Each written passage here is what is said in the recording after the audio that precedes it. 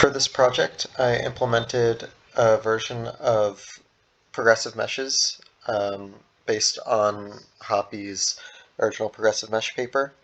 The implementation is adapted from my other project implementing mesh simplification using quadric error metrics.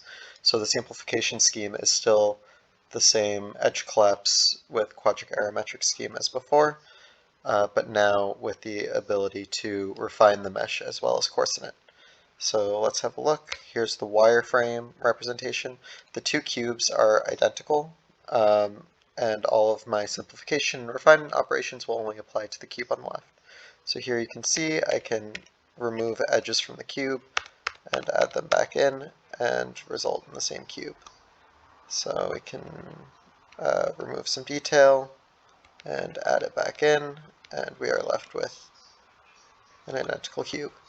Let's do another slightly more complex example. So here's the famous Stanford bunny.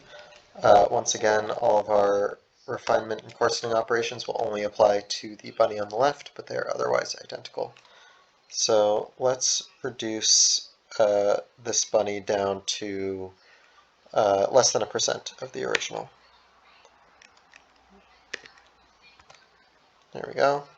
You can see it sort of still holds the form of the bunny. This is again the quadric error metric at work, sort of trying to keep the change in geometry minimized while simplifying the mesh. Now let's add the detail back in one triangle at a time so you can see the vertex split operations in action.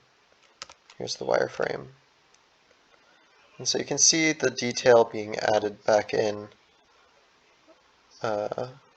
progressively. And this can be done, simplified one edge at a time and then refined one edge at a time as well, all the way back up to our original mesh. And that is our demo of our progressive mesh structure.